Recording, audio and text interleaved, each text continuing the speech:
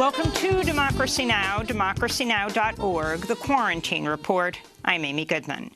The United States reported nearly 60,000 new coronavirus cases on Wednesday, the highest daily toll since August. About 1,000 U.S. residents died of COVID-19 in just 24 hours, bringing the death toll since March to nearly 217,000, still the highest in the world. In Wisconsin, a county judge Wednesday issued a temporary injunction barring Governor Tony Evers' emergency orders limiting the size of indoor gatherings, a legal victory for state Republicans and the Tavern League of Wisconsin, which sued to overturn limits on gatherings in restaurants and bars. The ruling came as Wisconsin officials opened a field hospital near Milwaukee to deal with a surge in COVID-19 patients, with new infections at record levels and nearly 9 in 10 hospital beds already occupied.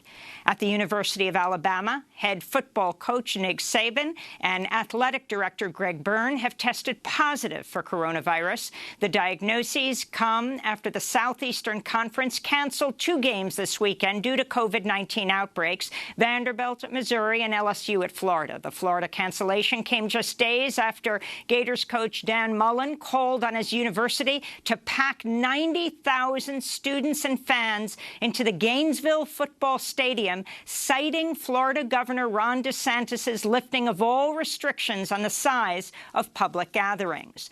Meanwhile, the New York Times reports during the early days of the pandemic in February, the Trump administration gave wealthy Republican Party donors at the Hoover Institution advance warning about the threat posed by coronavirus, even as President Trump and White House officials made rosy statements minimizing the threat of COVID-19 to the public. The insider warning came ahead of a stock market crash.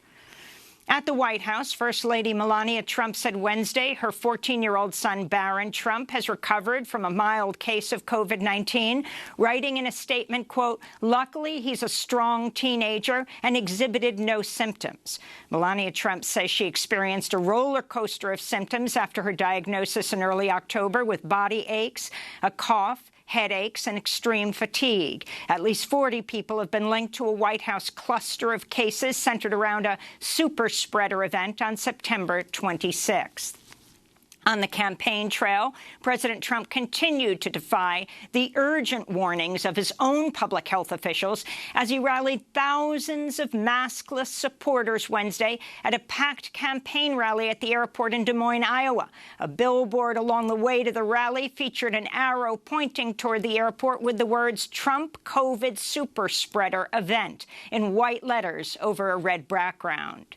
Trump's rally came as Iowa hit a record level of COVID-19 hospitalizations with outbreaks at more than 60 long-term care facilities and test positivity rates above 20%.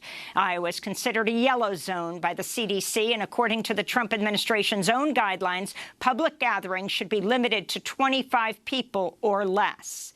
It was thought there were something like 2,500 people at that rally. Trump is planning another rally today in Greenville, North Carolina, another state experiencing near record levels of infection. Coronavirus cases are surging across Europe as colder weather forces people indoors with an exponential spread of COVID-19, prompting new lockdowns across parts of the continent. On Wednesday, French President Emmanuel Macron announced a 4-week nightly curfew for Paris and 8 other French cities beginning Saturday as hospitalizations in France surged to an all-time high. Germany reported nearly 7,000 new coronavirus cases Thursday, its highest daily rate since the early days of the pandemic. Chancellor Angela Merkel met Wednesday with the governors of Germany's 16 states to plan new social distancing guidelines and mask-wearing rules. Disease modelers say that if 95% of Europeans immediately begin wearing masks while in public, Europe could avoid more than 280,000 deaths by February. Back in the United States, Supreme Court Justice nominee Amy Coney Barrett faced 8 more hours of questioning on Wednesday as Republicans raced to confirm her before Election Day. Barrett is a right-wing judge who once clerked for Antonin Scalia. If confirmed, Barrett will give conservatives a 6-3 majority. On Wednesday, she refused to say if she thinks climate change is happening when questioned by Democratic Senator Kamala Harris, Joe Biden's running mate. And do you believe that climate change is happening and is threatening the air we breathe and the water we drink? Senator, again, I was wondering where you were going with that. You have asked me a series of questions that are completely uncontroversial, like whether COVID-19 is infectious, whether smoking causes cancer, and then trying to analogize that to eliciting an opinion on me that is a very contentious matter, opinion from me that is on a very contentious matter of public debate. And I will not do that. I will not express a view on a matter of public policy, especially one that is politically controversial, because that's inconsistent with the judicial role, as I have explained. Thank you, Judge Barrett. And you've made your point clear that you believe it's a debatable point. During 2 days of hearings, Amy Coney Barrett repeatedly refused to answer questions about her views on abortion and the future of Roe v. Wade, despite her public record opposing reproductive rights. In 2006, Barrett signed a newspaper advertisement that stated, quote, "It's time to put an end to the barbaric legacy of Roe v. Wade and restore laws that protect the lives of unborn children," unquote. Meanwhile, Barrett is facing criticism for failing to initially disclose in her Senate filings her record of speaking to anti-choice groups at Notre Dame. Barrett has already amended her filing once after CNN uncovered evidence she gave 2 talks in 2013 to anti-abortion groups at the school. CNN has now revealed Barrett also spoke to, or at least was scheduled to speak to, an anti-choice group in 2007.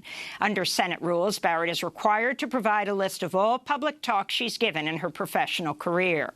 One unusual moment from Wednesday's hearing occurred when Republican Senator Thom Tillis questioned Barrett about voting in the upcoming election. I, for one, hope that every registered voter in this country vote on November 11th. That may be a stretch goal, but do you agree with that? Of course, yes. For the record, Election Day is November 3rd, not November 11th. U.S. felony disenfranchisement will bar 5.2 million American citizens from voting in November's election.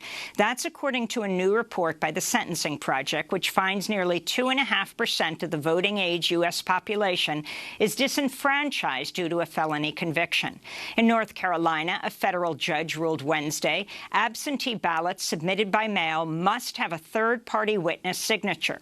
The ruling, which will make it harder for people to safely vote during the pandemic, was celebrated by North Carolina Republicans. In California, Republican Party officials say they will refuse a cease and desist order to remove falsely labeled drop boxes for mail-in ballots from public locations in several counties. After California's Secretary of State threatened criminal prosecutions, Republican officials removed the word official from labels reading official ballot drop-off boxes, but said they would defy an order to remove the boxes entirely by Thursday. President Trump voiced support for the scheme, tweeting, "Fight hard, Republicans. They've been taking advantage of the system for years," unquote. Meanwhile, videos obtained by the Washington Post show how a network of conservative activists has made opposition to mail-in ballots a central priority of the 2020 campaign. This is Bill Walton, president of the Council for National Policy's Executive Committee, speaking on August 21st. This is a spiritual battle we are in. This is good versus evil, and we have to do everything we can to win. Another video filmed in August shows 26-year-old conservative activist Charlie Kirk celebrating the closure of college campuses due to the coronavirus, saying it will lead to Republican victories at the polls. The Democrats have done a really foolish thing by shutting down all these campuses. Foolish for them. It's going to remove ballot harvesting opportunities and all their voter fraud that they usually do on college campuses. So they're actually removing like 500,000 votes off the table. So please keep the campuses closed. Like, it's a great thing. In In California, Pacific Gas and Electric has issued power shutoffs for tens of thousands of homes across the Bay Area and Northern California, facing dry conditions and high winds that threaten to make the state's worst fire season on record even worse. This comes as new research shows, due to the climate crisis, California's fire weather days will double in some parts of the state by the end of the century. The Trump administration says it's planning to welcome Indonesia's defense minister to the Pentagon today, despite U.S. laws barring the entry of people accused of major human rights abuses. General Prabowo Subianto has been implicated in mass killings in East Timor, Papua, and Aceh, as well as the kidnapping and torture of activists in Jakarta.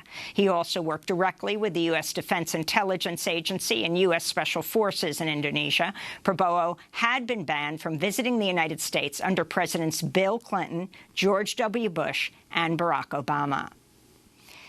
In Thailand, the government cracked down on pro-democracy protesters Thursday, imposing a state of emergency in an effort to quell the ongoing student-led government movement to remove the prime minister.